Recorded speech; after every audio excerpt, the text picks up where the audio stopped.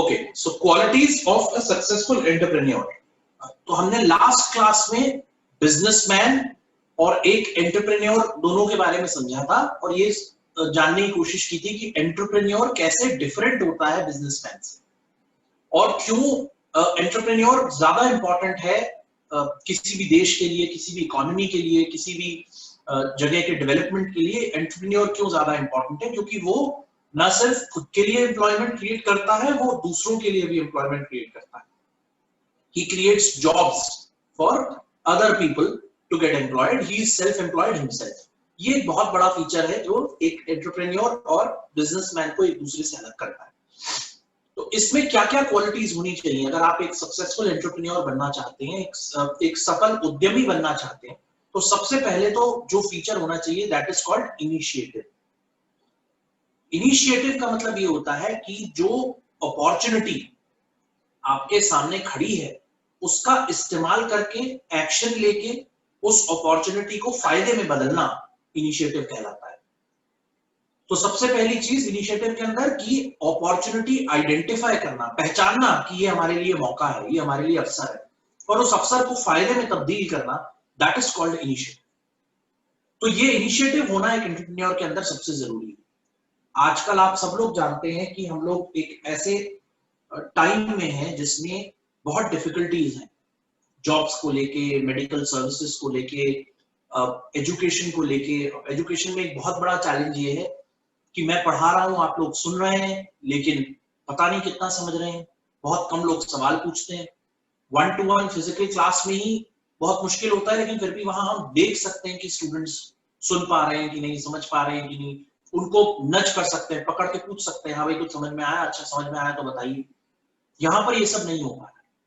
Initiative का मतलब ये होता है कि इन मौकों का फायदा उठा करके कोई एक ऐसा एक्शन लेना, इस अपॉर्चुनिटी को एक ऐसे बेनिफिट में तब्दील करना जिससे सबको एजुकेशन मिल सके, सबको कुछ कुछ बात समझ में आ सके, कुछ सिस्टम ऐसा हो जिससे कुछ ना कुछ स्टूडेंट जरूर समझे, चाहे उसे क्लास में समझ में आए या ना आए।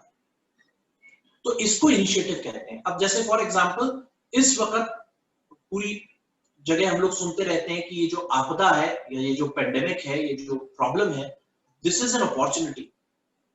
तो अपॉर्चुनिटी कैसे है ये कि बहुत सारी चीजों के काम करने का तरीका बदल गया है, तो उस तरीके के साथ हम बहुत सारी चीजें ठीक करें। जैसे फॉर एग्जांपल बहुत सारे लोग ऑफिस नहीं जा रहे हैं, घर से ही काम करते हैं। तो जो लोग घर से काम करते हैं उनके लिए क्या अपॉर्चुनिटी है कि भाई वो उनकी कंपनीज, उनकी ऑर्गेनाइजेशंस उनको घर में सारे टूल्स, टेक्निक्स वगैरह सब कुछ अवेलेबल कराए, राइट? ऑफिसेज वगैरह का स्पेस थोड़ा कम कर दे। बहुत सारी चीजों को यहां पर सोचने की जरूरत है कि हम लोग कैसे इस प्रॉब्लम को इनिशिएटिव की तरह से ले सकते हैं। ऐसी चीजें जैसे इंडिया में वेंटिलेटर्स पहले नहीं बनते थे, जो मेडिकल सर्विसेज में बहुत इंपॉर्टेंट होते हैं, आजकल और इंपॉर्टेंट हो गए। वो अब इंडिया में बहुत बनने लगे हैं, सप्लाई होने लगे हैं हॉस्पिटल्स में। पीपीई किट्स पहले इंडिया में इतनी नहीं बनती थी, हम बाहर से मंगवाते थे, अब इंडिजिनियसली हिंदुस्तान के अंदर बनने लगी है। तो ये इनिशिएटिव है कि आपने अपनी कई कपड़ा बनाने वाली जो फैक्ट्रीज थी, उन्होंने इनिशिएटिव लिया कि हम मास्क बनाएंगे, हम पीपीई किट्स बनाएंगे, और मेडिकल जो आजकल चीजें हैं जैसे फॉर एग्जांपल हैंड सैनिटाइजर्स हैं, हैंड वॉश हैं, ये हम लोग अपनी ऑर्गेनाइजेशन में बनाएंगे और पहले हॉस्पिटल्स वगैरह को सप्लाई करेंगे। उनके पास जाना ज्यादा जरूरी है इंसान। तो इस तरीके की चीजों को आप इनिशिएटिव कहते हैं। तो एंटरप्रेन्योर के अंदर एक पहला फीचर जो होता है कि वो अपॉर्चुनिटी देखता है, पहचानता है और उस पर एक्शन लेकर के उसे एडवांटेज में कन्वर्ट करता है। विलिंगनेस टू अज्यूम रिस्क सबसे इंपॉर्टेंट, ये मैंने किसी बिजनेस के लिए भी बताया है कि एक एंटरप्रेन्योर रेडी होना चाहिए कि उसको जो रिस्क दिखाई दे रहा है, पहले तो वो रिस्क समझे, देखे और उसे एक्सेप्ट भी करे, उसको माने कि हाँ यहाँ पर रिस्क है, फिर भी वो अपनी मर्जी से, अपनी इच्छा के हिसाब से बिजनेस रन करने के लिए तैयार हो जाए और उसमें फिर सक्सेसफुल हो। तो सबसे इंपॉर्टेंट चीज है कोई भी काम करते वक्त ये कह देना बिजनेस के अंदर एक एंटरप्रेन्योर से कि यार कोई रिस्क इसमें है ही नहीं, अनसर्टेनिटी है ही नहीं, ये बिल्कुल गलत है। नॉर्मल से नॉर्मल सिचुएशन में भी अनसर्टेनिटी, नॉर्मल से नॉर्मल सिचुएशन में भी अनसर्टेनिटी है। जब हमारे यहाँ ये लॉकडाउन नहीं था या ये रिस्ट्रिक्शंस नहीं थी, बिजनेसेस सब ठीक चल रहे थे, तब क्या रिस्क नहीं था? किसी की फैक्ट्री में आग लग गई, गलती से इंश्योरेंस नहीं है, रिस्क नहीं है। किसी की फैक्ट्री में आग लग गई, इंश्योरेंस का पैसा मिल गया, तब भी रिकवर करके दोबारा से फैक्ट्री को नॉर्मलाइज करके रन करने में टाइम लगता है। उतना टाइम आपके पास इनकम नहीं होगी। जो पैसा इंश्योरेंस कंपनी से आएगा, उस पैसे का इस्तेमाल आप कहां करेंगे? उस पैसे का इस्तेमाल आप दोबारा से फैक्ट्री को खड़ा करने में, दोबारा से प्रोडक्शन साइकिल स्टार्ट करने के लिए रन करेंगे। चीजें जो है, विलिंगनेस टू अज्यूम रिस्क का मतलब ये है कि आप अंदर अपने इच्छा शक्ति रखते हैं कि हाँ भाई रिस्क है और मुझे इस रिस्क के साथ ही बिजनेस को चलाना। ये मानना और ये जानना बहुत जरूरी है कि there is an element of risk incorporated with the term business. There is a term called uncertainty which is always existent in the business. Uncertainty means what will happen tomorrow, I do not know. मार्च 25 से जो इस देश में हुआ वो uncertainty का हिस्सा था। जून 30 को सरकार ने डिक्लेयर किया कि बहुत partially they will open the lockdown, unlock 1। जुलाई 30 को उन्होंने बोला अनलॉक 2, अगस्त 30 को उन्होंने बोला unlock 3 and 4 and so on। कल जिम खुल गए हैं और बाकी चीजें खुल गई हैं। तो ये सब एक सोची समझी कि भाई है रिस्क, लेकिन इस रिस्क को कम से कम रखते हुए हम कैसे काम कर सकते। होटल्स एंड रेस्टोरेंट्स को खोला गया कि भाई दूर बैठा करके, बिना मेन्यू कार्ड दिए, और जो सर्व करने वाला है वो आपसे दूर रहेगा। कुछ ने तो सेल्फ सर्विस काउंटर बना दिया होटल के अंदर कि वो सर्व नहीं करेगा, आप ऑर्डर दीजिए फोन के ऐप पर और आप खुद जाकर के उसके काउंटर से अपनी प्लेट लेकर के आकर के बैठिए। एक टेबल पर एक आदमी बैठेगा या 2 आदमी बैठेंगे, उसके बगल में एक टेबल खाली रहेगी, फिर 6 फीट का डिस्टेंस होगा, एक्सेट्रा एक्सेट्रा। तो ये इसके अंदर दोनों बातें हैं, एक अनसर्टेनिटी है। मार्च से पहले सब कुछ ठीक था, सारी टेबल्स भरी हुई थी, अच्छी सर्विंग चल रही थी, कोई ग्लव्स नहीं था, कोई रिस्क नहीं था। अब उस होटल के अंदर तक पहुंचने के लिए आपको एक आदमी को जो इंफ्रारेड गन होती है उससे उसका टेम्परेचर चेक करना है, उससे उसका मास्क देखना है कि उसने पहना हुआ है कि नहीं, वो अंदर आने से पहले हाथ सैनिटाइज करके अंदर आए, कोई सामान या बैग वगैरह लेकर के होटल के अंदर नहीं आएगा। बहुत सारी चीजें हैं जो अब हम कर रहे हैं, तो ये अनसर्टेनिटी का हिस्सा है। दूसरा, ये रिस्क के साथ आपको बिजनेस रन करना है। बंद करके आप कितने टाइम बैठेंगे, इस डर से आप कितने टाइम बैठेंगे कि बिजनेस नहीं हो सकता। लेकिन the most important factor is कि यहाँ पर जो रिस्क और अनसर्टेनिटी है, अनिश्चितता है, उसको आप इंश्योर कर रहे हैं कि उसको आप कम करें और बिजनेस रन करें ताकि कुछ प्रॉफिट कमाया जा सके। Ability to learn from the experience बहुत ही इंपॉर्टेंट। ये तो एंटरप्रेन्योर के अंदर स्टूडेंट की क्वालिटी इन्होंने डाल दी। ये आप सब लोग इसको ध्यान से देखिए।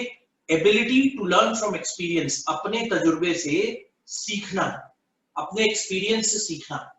अब कुछ लोग आपसे कह सकते हैं आपको क्या तजुर्बा है, आपको कोई तजुर्बा नहीं है। गलत। 1 साल बच्चा पैदा होने के साथ में तजुर्बेकार होना शुरू हो जाता है। आप लोग 9th क्लास में हैं, 8 क्लासेस इससे पहले पढ़ चुके हैं, इतना तजुर्बा तो आपको है। आप घर में सिचुएशंस देखते हैं, स्कूल में देखते हैं, अपने आप के साथ देखते हैं, अपने फ्रेंड के साथ देखते हैं, अपने फेलो स्टूडेंट के साथ देखते हैं। वो गलतियां करता है, वो अच्छा करता है। हम लोग क्लास में बैठ करके काफी लोग बातें करते हैं, मैं भी स्टूडेंट रहा हूं, कि ये बहुत इंटेलिजेंट है, फर्स्ट आता है, ये सेकंड आता है, ये बिल्कुल बेवकूफ है। ये क्या है? ये एक्सपीरियंस है जिसका इस्तेमाल आपको पॉजिटिवली करना चाहिए। अगर ये इंटेलिजेंट है, ये अच्छा पढ़ता है, तो आप देखिए कि आप कैसे इसको मौके में बदल सकते हैं। आप कैसे उस स्टूडेंट से उसकी नॉलेज अपने पास ले सकते हैं, कैसे आप उस स्टूडेंट की मदद से चीजों को सीख सकते हैं और अच्छे से समझ सकते हैं, अगर आप अपने आप को थोड़ा कमजोर समझते हैं। दूसरा, ये बेवकूफ है, ये बोलना बहुत आसान है। आपने मदद करी, आपने उसको कुछ सीखने में कुछ हेल्प की, तब तो आप ये बोल सकते हैं कि हाँ भाई ये थोड़ा कमजोर है।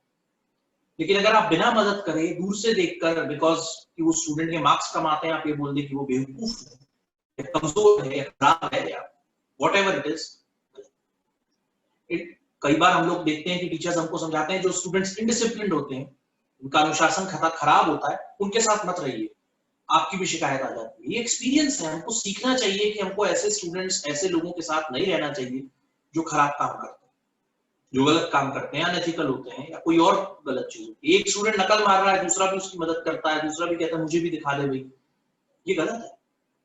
हम लोगों को इसे समझना कि हम एक्सपीरियंस से सीखते हैं, और इस मौके को तब्दील करना इसी को बोलते हैं।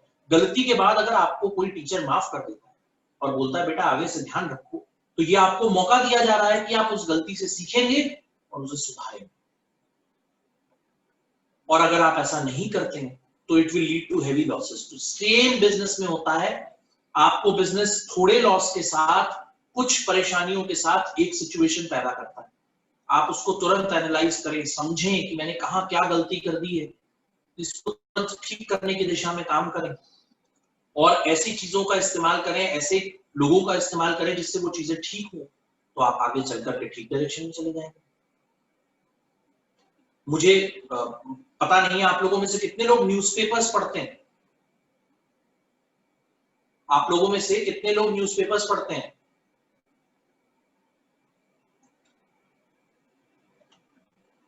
कोई पढ़ता है न्यूज़पेपर?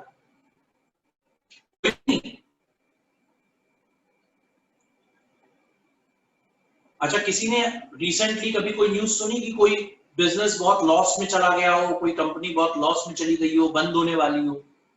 किसी ने सुना है? No sir. कोई बिजनेस, कोई बैंक? थोड़ा न्यूज़पेपर पढ़ा करिए, जरूरी है लाइफ के लिए, आगे बढ़ने के लिए न्यूज़पेपर बहुत जरूरी है। ये सब चीजें जो मैं आप लोगों को पढ़ा रहा हूँ, ये मैं इसलिए जनरल नॉलेज बोलता हूँ कि ये सब चीजें न्यूज़पेपर में आती हैं। ये साइंस नहीं है, फिजिक्स नहीं है, केमिस्ट्री नहीं है कि न्यूज़पेपर में नहीं आएगी। एक छोटा सा पन्ना आएगा, सारे पेजेस आप पलट के देखेंगे, ये चीजें दिखाई देंगी आपको। एक बिजनेस है मिस्टर मुकेश अंबानी का, नाम सुना है सब लोगों ने? Yes sir. धीरू भाई अंबानी के बेटे थे जिन्होंने रिलायंस नाम की बहुत बड़ी कंपनी खड़ी की थी। उनकी डेथ जियो भी उन्हीं की है। जी जी बिल्कुल ठीक, बिल्कुल।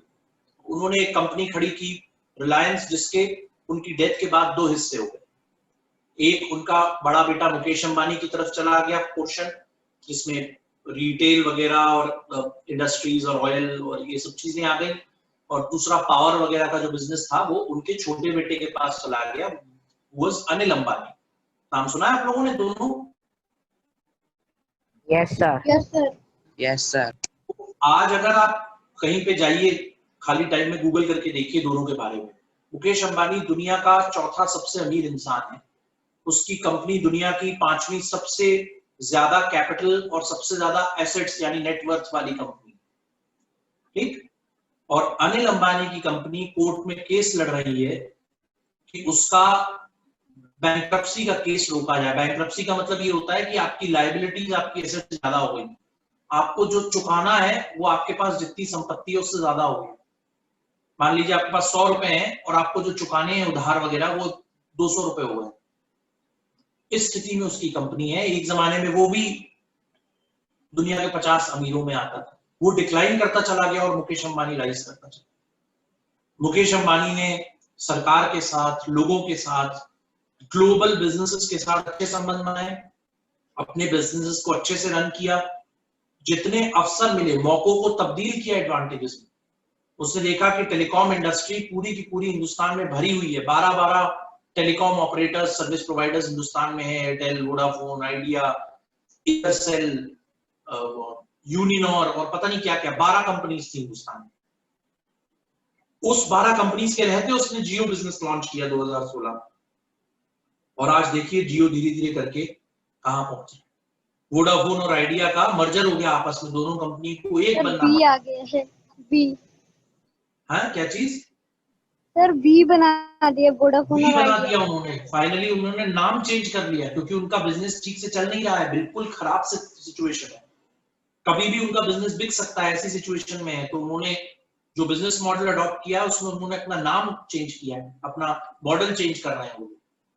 इस स्थिति में है कि जियो आज हर किसी को, एयरटेल की हालत ठीक नहीं है, मैं ये नहीं बोलूंगा खराब है, बट वो भी हैवी डेट से गुजर रहे हैं क्योंकि उनको भी बहुत भारी जुर्माना चुकाना पड़ रहा है, पुराना कोई 2011।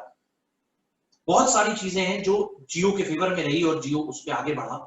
अब जियो का एक जियो मार्ट करके रिटेल बिजनेस भी शुरू हो गया है, जैसे अमेजोन पे आपको सामान मिलता है ऐसे जियो मार्ट पे मिलता है। यस वो भी शुरू हो गया है। जियो का इंश्योरेंस है, म्यूचुअल फंड्स का बिजनेस है, बहुत सारी। जियो अब एक यूनिवर्सिटी बना रहा है हिंदुस्तान में, आपको जानकारी है इस चीज की? जियो यूनिवर्सिटी बना रहा है, ग्लोबल यूनिवर्सिटी बनाएगा वो हिंदुस्तान के।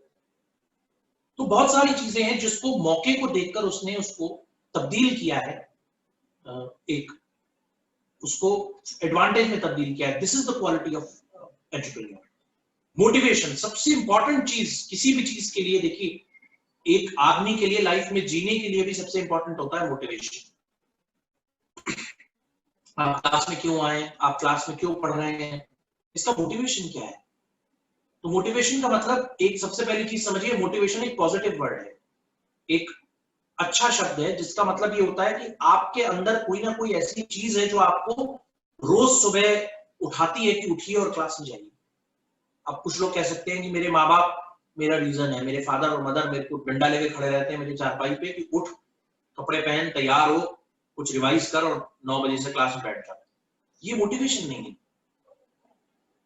ये मोटिवेशन नहीं। मोटिव वर्ड से बनता है मोटिवेशन। मोटिव का मतलब होता है कि आपका मंतव्य क्या है, आप हासिल क्या करना चाहते हैं, उससे बनता है मोटिवेशन वर्ड। और motivation is the key to success. आपका मोटिवेशन जितना अच्छा होगा, मैं शैतानी करना चाहता हूं, क्लास में जाके बैठ जाऊंगा, म्यूट करूंगा माइक और सो जाऊंगा, या मैं खेलता रहूंगा, या अपने हाथ में मोबाइल में वीडियो गेम खेल लूंगा, एटसेट्रा एटसेट्रा, मोटिवेशन नहीं है। सक्सेसफुल लोगों की पहचान ये होती है कि उनका एक मोटिव होता है। डॉक्टर एपीजे अब्दुल कलाम, ये नाम किसी ने सुना है? Yes sir. Yes sir yes sir. Yes sir. क्या जानते हैं आप उनके बारे में? सर वो प्रेसिडेंट थे सर 2003 से 2007 वो मिसाइल मैन थे। प्रेजेंट थे, मिसाइल मैन थे। Yes sir, missile man. बोलिए, एक एक करके बोलिए, कौन कौन बोलना चाहता है, एक एक करके बोलिए। सर मैं एक और पॉइंट बोलना चाहता हूँ सर। 1998 में उन्होंने पोखरण में इंडिया का फर्स्ट परमाणु अभियान सक्सेसफुली कंप्लीट किया था। Very nice, good point. He was ex president, कुछ लोगों ने बोला, कुछ लोगों ने भी बताया कि he is known as missile man of India. और क्या जानते हैं आप उनके बारे में? 11th president of India. बिल्कुल ठीक है, एक्स प्रेसिडेंट ऑफ इंडिया। और क्या है उनकी खूबी, बताइए। मैं बताता हूं। सर वो इंडिया में न्यूक्लियर मिसाइल जैसे मिसाइल उन्होंने ही इन्वेंट किए।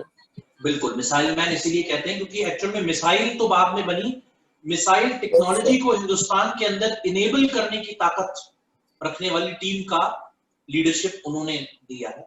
और उस जमाने में उन्होंने वो लीडरशिप दी जिस जमाने में लोग कहा करते थे कि मिसाइल्स में इन्वेस्ट करना पैसा वेस्ट करना है, हिंदुस्तान बहुत छोटी और गरीब कंट्री है, कम पैसा है हम लोगों पे, हम गरीबी पे खर्च करें तो ज्यादा अच्छा है, मिसाइल पे कौन खर्च। उनको अवार्ड भी मिले हैं, भारत रत्न भी मिला सर इंडिया पद्म भूषण, पद्मश्री।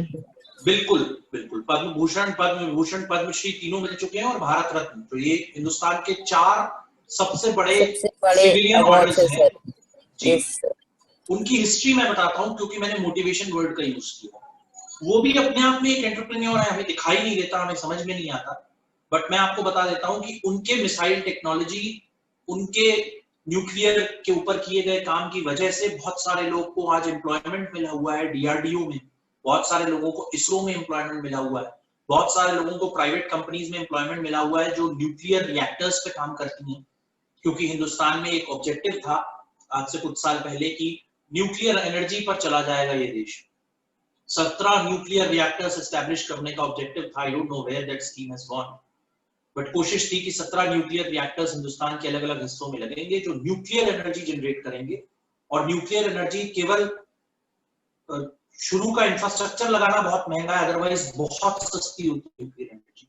एक बहुत छोटे से इलेक्ट्रॉन से निकली हुई एनर्जी बहुत ज्यादा अमाउंट में एनर्जी एमिनेट करती है और उसके थ्रू बहुत सारा जो हिंदुस्तान में गरीब पोर्शन है, गरीब आबादी है, जहां पर अभी भी बिजली नहीं पहुंच पा रही है, आसानी से बिजली पहुंचेगी। लेकिन आई डोंट नो वेदर उस स्कीम को खत्म कर दिया गया या चल रही है, क्योंकि हमारे यहाँ तो सरकार बदलती है तो स्कीम बदल देते हैं, कोई डेवलपमेंटल थिंक टैंक तो काम करता नहीं है हिंदुस्तान में। But that was one good scheme, और उसके पीछे काफी दिमाग लगाया गया था और ही वाज रिस्पांसिबल। मैं मोटिवेशन की बात इसलिए करूंगा कि जब 1959 आई थिंक या 1961 में doctor APJ Abdul Kalam appeared for an interview for the post of N air force officer, शायद पायलट बनने के लिए उन्होंने अप्लाई किया था और कुछ कमी रह गई तो वो फेल हो गए उस इंटरव्यू में। वो उनका पहला मोटिव था, मतलब वो उनको लगता था कि मैं ये जरूर करूंगा अपनी लाइफ में, नहीं कर पाए। फिर उन्होंने वो साइंटिस्ट वाला जो पोर्शन था उसको ज्वाइन किया और मोटिव ये था कि मैं काम बहुत बेहतरीन करूं, जो भी काम करूं, चाहे मैं एरोनॉटिकल टेक्नोलॉजी में काम करूं, मैं मिसाइल टेक्नोलॉजी में काम करूं, रिसर्च एंड इनोवेशन में काम करूं, डीआरडीओ में काम करूं। डीआरडीओ में फिर उनको इमीडिएटली उसके बाद डीआरडीओ में पोजीशन मिल गई और वो एयरफोर्स के अफसर नहीं बन पाए, डीआरडीओ के अफसर बन गए। उसके बाद जो उन्होंने काम किया वो सबके सामने है, हिंदुस्तान में मिसाइल बना ही उनकी वजह से। तो मोटिवेशन जो है उनका देखिए किस लेवल का था कि वो बहुत शानदार टीचर थे, बहुत बढ़िया टीचर थे, किसी भी कॉन्सेप्ट को आसानी से समझाते थे। कहीं पर भी जो भाषण वो देते थे वो खुद लिखते थे। उनको, वो प्रेसिडेंट ऑफ इंडिया रहे, उनको सेक्रेटरी वेक्रेटरी मिला हुआ था कि भाई भाषण आपका लिख देगा, नहीं, वो खुद लिखते थे, उससे एडिट कराते थे और उसे पढ़ते थे। उनकी खूबी थी ये मैं इस वजह से जानता हूं क्योंकि दयालबाग यूनिवर्सिटी में भी उन्होंने एक बार डायमंड जुबली मेमोरियल लेक्चर दिया है 2011 में, after he retired from the presidentship.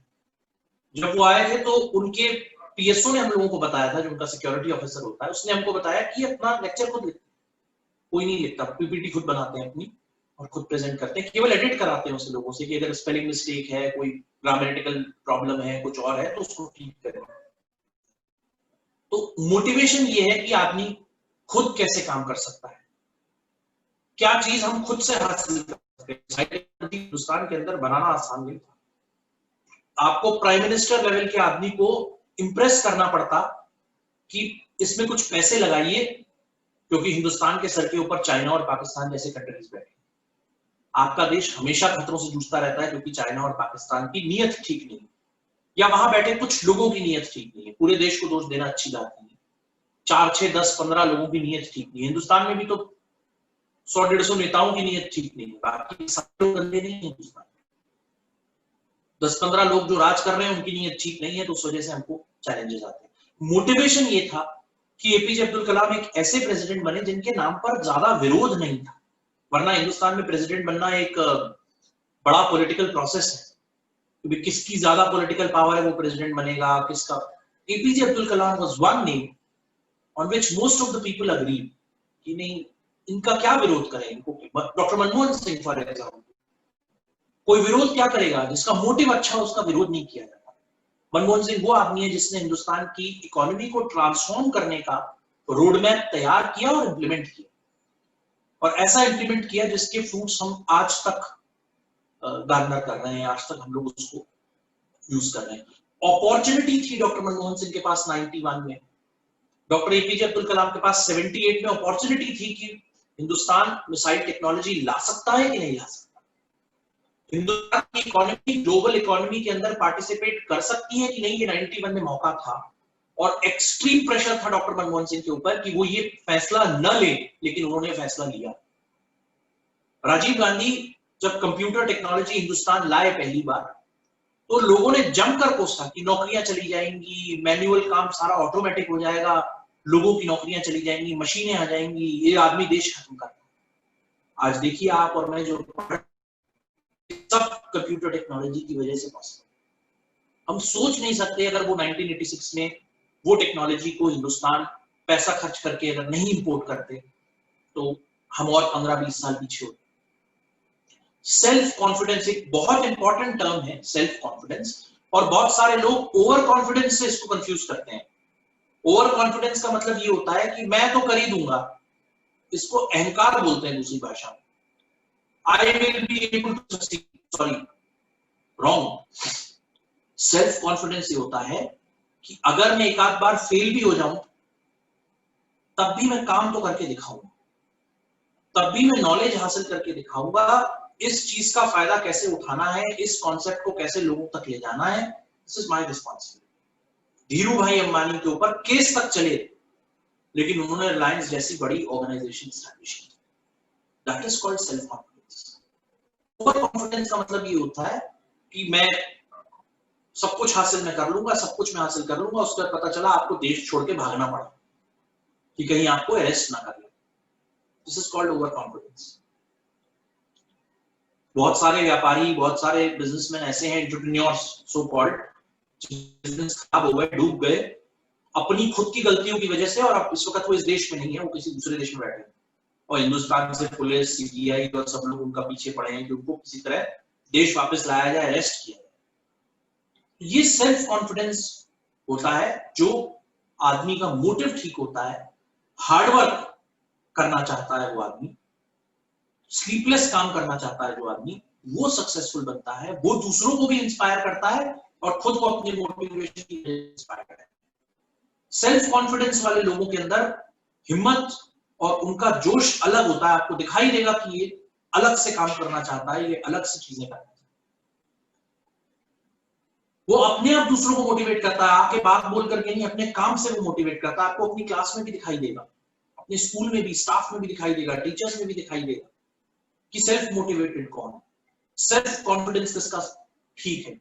ऐसे ही डिसीजन मेकिंग एबिलिटी सबसे इंपॉर्टेंट है। जिसको अपने ऊपर भरोसा है वो फैसला भी लेना जानता है, जिसको अपने ऊपर भरोसा है वो फैसला लेना जानता है, और उसी को अपने ऊपर भरोसा होगा जो अपनी गलतियों से सीखता है।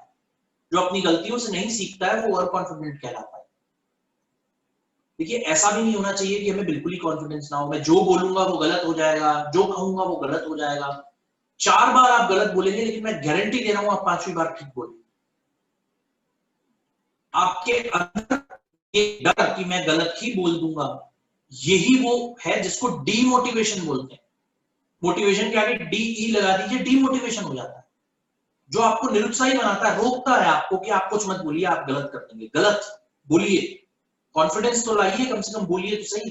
2 बार गलत बोलेंगे, 3 बार गलत बोलेंगे, 4 बार गलत बोलेंगे, 5वीं बार आप सही बोलेंगे।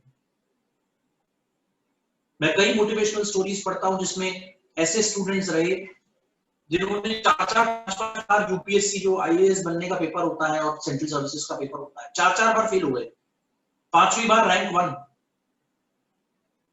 4 बार अलग अलग पेपर्स में फेल हो गए, कभी प्रीलिमिनरी में, कभी मेंस में, कभी किसी में, कभी इंटरव्यू में। 5वीं बार रैंक 1 आया वो स्टूडेंट, वो आदमी रैंक 1 पूरे हिंदुस्तान में। That is called the motivation, self confidence and decision making ability। सीखना अपनी गलतियों से, उनको ठीक करना। और आप देखिए आज की डेट में डिसीजन मेकिंग कितनी इंपॉर्टेंट है, कितनी तेजी से चीजें चल रही हैं। मॉडल स्कूल को देखिए, उनको अप्रैल में पता चला कि क्लास अब ऑनलाइन होगी, सारे टीचर्स ऑनलाइन आ गए। हर टीचर इतना कंफर्टेबल नहीं था ऑनलाइन आने में। कुछ टीचर्स रिटायर्ड हैं हमारे स्कूल के, ओल्ड हैं, उन्होंने भी ऑनलाइन प्रोसेस अडॉप्ट कर लिया। स्टूडेंट्स, बहुत चैलेंजेस आए होंगे, किसी के पास फोन नहीं है, किसी के पास फोन है तो एप्लीकेशन नहीं है, एप्लीकेशन है तो कुछ और नहीं है, तो किसी का कैमरा खराब है, किसी का ऑडियो खराब है, सबने अडॉप्ट किया है। धीरे धीरे करके हर स्टूडेंट आ रहा है ऑनलाइन। अब तो ये स्थिति है कि इंफ्रास्ट्रक्चर सबके पास है, फोन, लैपटॉप या इस तरीके की चीज सबके पास है, स्टूडेंट का मन नहीं है, वो एक अलग बात। लेकिन पेरेंट्स ने हर चीज अडॉप्ट करी, दी, देर से सही दी। तो ये चीज कहलाती है डिसीजन मेकिंग एबिलिटी, कि हम कितनी तेजी से सही फैसले ले सकते हैं। और सही फैसले आप तब लेते हैं जब आप ज्यादा लोगों के साथ मिलकर के डिसीजन लेते हैं। तो एंटरप्रेन्योर की खूबी ये होती है कि वो सही डिसीजन लेता है, क्योंकि वो कॉन्फिडेंट होता है, मोटिवेटेड होता है, अपनी गलतियों से सीखना जानता है, और वो जानता है कि अगर मेरा डिसीजन गलत हो गया तो मैं अपनी गलती से सीखूंगा।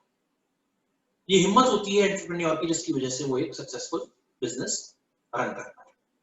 ठीक है। What are the functions of an entrepreneur? अभी हमने देखा what are the qualities of an entrepreneur, क्या जरूरी क्वालिटीज हैं एंटरप्रेन्योर की, ये हमने अभी समझने की कोशिश की। क्या जरूरी फीचर्स हैं जो एक एंटरप्रेन्योर के अंदर होनी चाहिए। अब हम समझते हैं कि क्या क्या काम एंटरप्रेन्योर करता है। सबसे पहली चीज वो करता है, एंटरप्रेन्योरियल अपॉर्चुनिटी को आइडेंटिफाई करता है, ढूंढता है, पहचानता है कि क्या जगह है जहां पर मैं उद्यम लगा सकता हूं, किसी कौन सा बिजनेस एरिया है जिसमें मैं काम कर सकता हूं, जैसे food, fashion, education, retail, digital, electronics, किस चीज में मैं काम कर सकता हूँ, online banking, online business etcetera. ये देखने की बात है। आप लोगों ने सबने पेटीएम का नाम सुना है?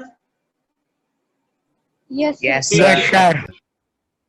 पेटीएम हिंदुस्तान के अंदर लगभग 2006 या 7 से शुरू हो गया था, और वो ऑनलाइन प्लेटफॉर्म अवेलेबल कराया उसने, जहां पर आप उसके वॉलेट के अंदर कुछ पैसे डाल दीजिए, कहीं पर पेमेंट कर दीजिए। ये पेटीएम के अंदर शुरुआत में उसके अंदर बैंक, जो एक बैंकिंग अकाउंट से अकाउंट लिंक करने की सुविधा उसके अंदर नहीं थी पहले।